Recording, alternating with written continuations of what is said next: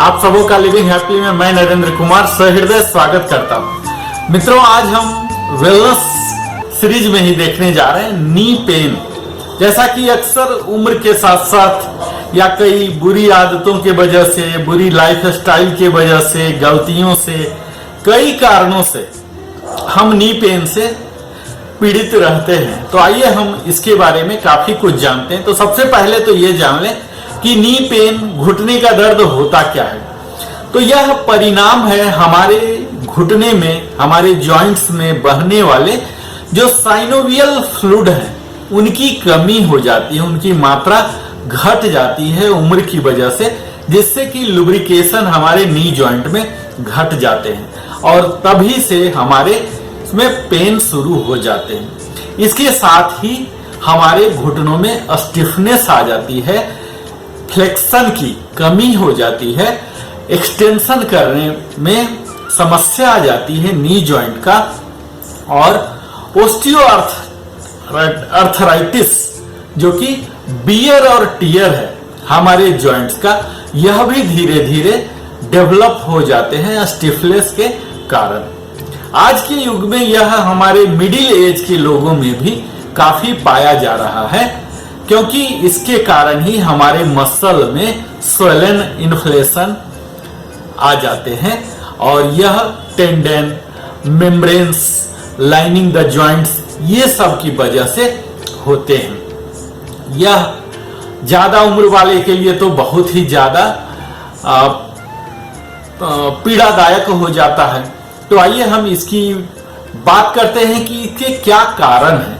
तो प्रमुख कारणों के बारे में अगर जाने तो सबसे पहले पता लगता है कि इसका प्रमुख कारण है हमारे नी पेन का मोटापा। जैसा कि आप जानते ही हैं कि मोटापा कई बीमारियों का, कई डिसऑर्डर का होस्ट होता है।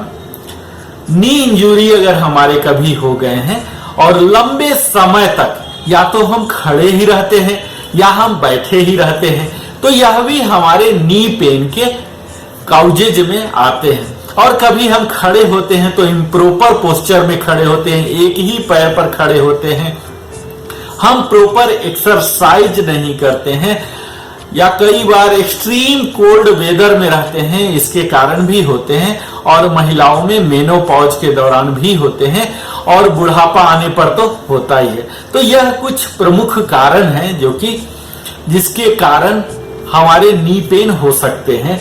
तो अगर हम इन कारणों की बारीकी से जांच पड़ताल करें और यह सुनिश्चित करें कि यह कारण को अपने इर्द गिर्द भटकने ना दे, जीवन शैली ऐसा अपनाएं जिसमें इन कारणों का कहीं कोई स्थान न हो, तो आप अपने आप को मुक्त पा सकते हैं। अब हम बात कर रहे हैं मित्रों, क्योंकि हमारे लिविंग हैप्पी टारगेट करते हैं उन आसनाओं को, प्राणायाम को, उन एक्सरसाइज को जिसके थ्रू आप वेल राउंडेड फिटनेस यानी कि वेलनेस उपलब्ध करा सकते हैं अपने लिए, अपने परिवार के लिए, अपने जानने पहचानने के लिए। तो मैं सबसे पहले बता दूं कि इस आसना और प्राणायाम की क्या महिमा है।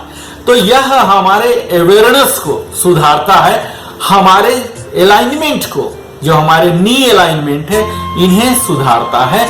इसके साथ साथ ही अगर कहीं क्षतिपूर्ति हो गया है तो इसे भी मरम्मत करता है, हमारे घुटनों के जॉइंट्स की लुब्रिकेशन को, जहां उसको और बढ़ा देता है, हमारे पेन में काफी हद तक यह रिलीफ देता है और जॉइंट्स को और भी मजबूत कर देता है। इसके साथ साथ ही हमारे जॉइंट की मोबिलिटी और दर्द से निवारक देता है। तो आप अगर नियमित कुछ आसना, प्राणायाम जो कि अगले वीडियो में मैं बताने जा रहा हूं, अगर आप करेंगे तो इससे काफी हद तक आप निजात पा सकते हैं और आपको घुटने की दर्द की समस्या से ग्रसित होने की नौबत कभी नहीं आएगी।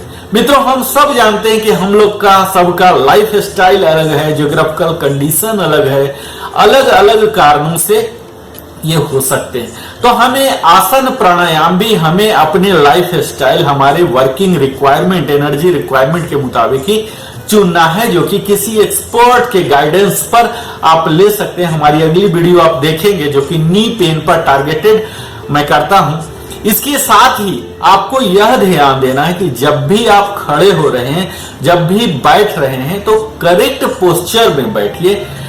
उल्टे सीधे पोस्चर जिसमें कि आपको ज्यादा घुटने पर दर्द आ रहे हैं उठाने के समय, आप कई आदमी होते हैं घुटने को ही पकड़ के उठते हैं, घुटने पकड़ के ही बैठते हैं, तो उनको आप ओवरलोडिंग दे रहे हैं। घुटने सिर्फ शरीर के उठाने के लिए हैं, उन पर ओवरलोडिंग देने के लिए नहीं है। तो हम कुछ एहतियात छोटी मोटी लेके हम अपने नी पेन को कर सकते हैं। कई आसनाएं योगाओं के बारे में हम बताएंगे जो कि 1 से 5 मिनट तक ही आप करेंगे।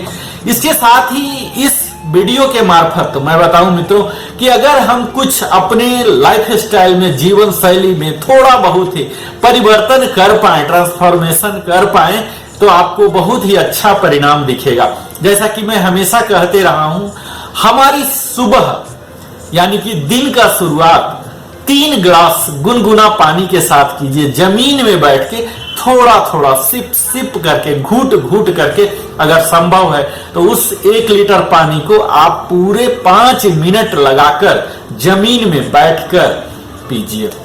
और 2 से 3 लीटर, अगर जेंट्स हैं तो 3.6 लीटर पर डे कंज्यूम कीजिए, और लेडीज हैं तो 2.6 लीटर वाटर तो जरूर आप कंज्यूम कीजिए पर डे।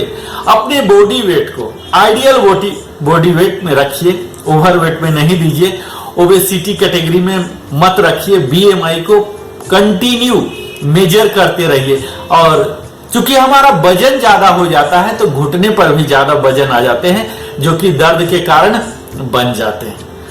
आप एलोवेरा ले सकते हैं, उसमें 2 चम्मच एलोवेरा ले लीजिए, 4 चम्मच पानी मिला के सुबह सुबह ही पी लीजिए, जिससे आपके घुटने के दर्द में भी लुब्रिकेशन आ जाएंगे। आपको अगर सुबह पीना है तो आप हर्बल टी या ग्रीन टी पिया कीजिए।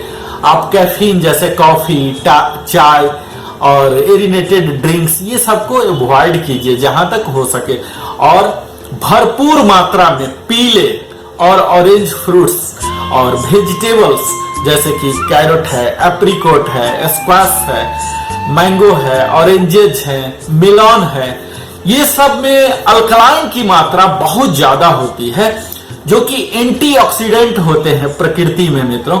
यह हमारे एज को भी, आयु को बढ़ाते हैं। तो इससे आपके घुटना दर्द में तो आएंगे ही, और चेहरे में भी ग्लो आएगी। हमें ग्रीन लीफी वेजिटेबल्स ज्यादा से ज्यादा खाना है, जैसे कि स्प्राउट, जो कि बड़े ही अल्कलाइन होते हैं, हमारे शरीर से एसिडिक मात्रा को हटाते हैं। इन अल्कलाइन फूड्स की एक गुण होती है कि इनमें कई डिपॉजिट्स आ जाते हैं, जॉइंट्स के डिपॉजिट जो वहां रुकने लग जाते हैं, लुब्रिकेशन को घटा देते हैं, इनको ये डिजोल्व कर देता है और हमारे दर्द में भी निवारण करता है मित्रों। फ्लैक्स सीड खाइए।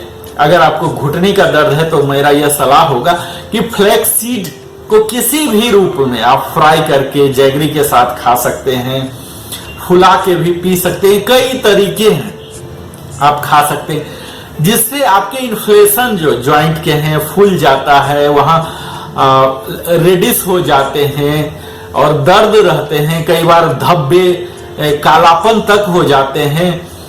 तो ये सब इन्फ्लेशन, कई तरह के इन्फ्लेशन होते हैं, ये सब समाप्त हो जाते हैं। फ्लैक्स सीड के बारे में अगर जाने मित्रों तो हमें पता लगता है कि ये हमारे शरीर को एक नॉरिशमेंट देते हैं, हमारे इन्फ्लेमेशन को ये प्रिवेंट भी करते हैं और खत्म भी करते हैं, भविष्य में भी नहीं होने देंगे।